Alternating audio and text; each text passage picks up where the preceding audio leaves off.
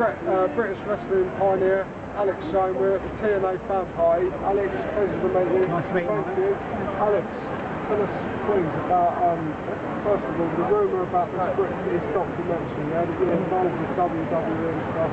You just told me that it was kind of a documentary that you made yourself. Can you tell us a bit more about that? Yeah, it was a mockumentary, I guess is the best way of doing it. And anyone who's not seen it, the idea of the documentary, for me, I believe that wrestling's in a transitional period where the line between reality and fiction is so merged now that to be a wrestling fan, we all know that the cat's out of the bag. We know it's predetermined. So my job as a promoter or a producer of wrestling content is to try and allow a fan to suspend their disbelief, even if it's talking about the behind the scenes stuff.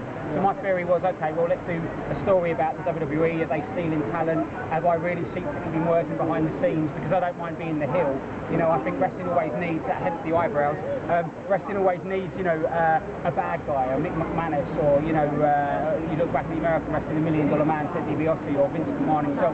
So that was the purpose of the documentary. It created a bit of a stir. As always, when I do things that are a little bit out of the box, it gets more criticism publicly than it gets praise, but then privately I get lots of Facebook messages of people like yourself, and that was the purpose of it, just to try and show that British wrestling can actually do things that the American scene copies, because actually that went out, and it was all about the CM Punk promo on Raw, and we've been breaking, doing work shoots, as they say, in Britain for 10 years.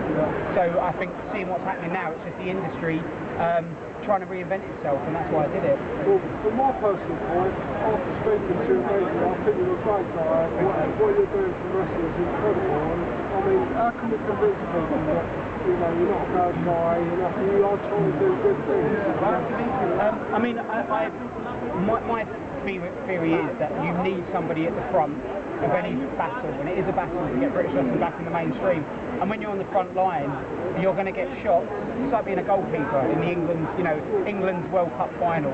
If the ball goes in the net, you're the most hated man in the country, and if you stop it and your team wins, then you're loved. And for me, it's not really about trying to get people to love me or appreciate me. I did that when I was a wrestler, and I actually prefer being the bad guy, to be honest. I think it's just about, if people hate me or they like me, they'll watch what we're doing. So that's what everything I do is trying to not push myself, but trying to push British wrestling's perception forward. And internet fans, they are the most passionate wrestling fans in the world. That's why they express those opinions, and they're entitled to those opinions. And I find that the worm is turning. Some people who were like haters of me 2 years ago have messaged me and said, one guy who basically challenged me to a fight on a forum, and I contacted him privately and said, I've just had a bad day, and he was like, I'll do this, I'll do that, if he's listening, I'll fight him anywhere. I contacted him privately and said, I've got 12 gyms around the country. I said, you be on your feet, I'll be on my knees, I'll even give you the first shot.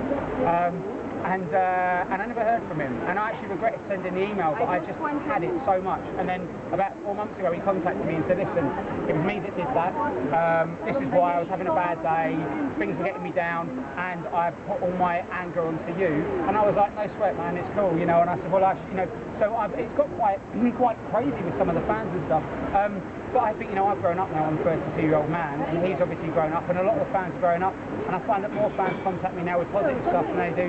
It's easy to be negative publicly on a forum, but most forums, in not just wrestling, any industry, people, the world's hard, it's expensive to live, people can't afford your utility bills, so if you've got somebody who's putting themselves out, and they're looking at what I'm doing, it's easy to go, I hate that guy, I mean, like I said, the eyebrows, I modelled myself on Jafar from Aladdin, because when I was wrestling, I thought I need to be like a Disney villain, so, a lot of that hate and stuff is a natural progression of putting yourself out there, but there's a lot of love that comes with it too. Do you think that's mainly because people don't see the Alex shows, people don't get to see you through the promotion and stuff, people don't see what you do behind the scenes and stuff like that? Do you think that's a big part of it? They just see Alex Shane, the wrestler, instead of the guy, what the guy's actually doing for British wrestling? Yeah, I mean, maybe that has a lot to do with it, because I do meet people who, I mean, recently somebody who I'd helped out once with their tickets, they had a ticket issue at a show, and I gave them lots of free tickets and goodies and looked after them, and they actually jumped in an argument on a forum and said, no, I met the guy, he was really nice to me. I think part of it is that, but also if you look at PAC, for example, you never see PAC get slagged off in a forum, because when you look at PAC, you can't, none of us can say that we can do what he does. So it's easy to go, well, he's that great. But with me, I'm really just an internet fan, an internet wrestling fan, who is doing something that, you know, well, he never went to WWE as a wrestler. His shows aren't at Wembley, and his TV shows just on Challenge in their mind. And the production's not great, and blah, blah, blah. That's because I've never made a TV show before. So because I'm always trying to, whenever you know, for example, if you decide you want to learn ballet, your first month you're going to be terrible. But you have to do it in front of people. So a lot of my mistakes or a lot of my learning curves have happened publicly, and I think it's because a lot of these people feel that maybe they should be in that spot. So I think that's what, if I could wrestle like PAC or I run shows like Vincent McMahon, I probably wouldn't get as much criticism, but like I said, people entitled to their opinion. So what do you think about the future holds for British wrestling, Alex? Because I mean, it's took a slump since the small players and stuff, and obviously you're a big pioneer trying to rebuild British wrestling. I want people to see that, but what do you think the future holds? I mean, we've seen the guys today where they're, you know, got C.A.U.K contracts, although TNA's not WWE, but a lot of fans would say WWE is not as good as TNA because TNA's more indie style. yeah. I mean, what's your take on British wrestling? I mean, I think the future for British wrestling is brighter than it's been in 25 years. I mean, if you look back historically, British wrestling used to have fans, even in the royal family, they used to go and watch the live shows at Royal Albert Hall.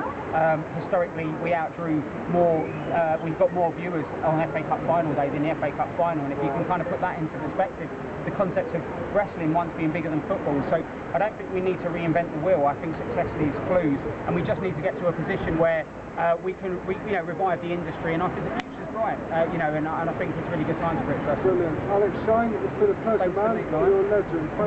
Thank you very much.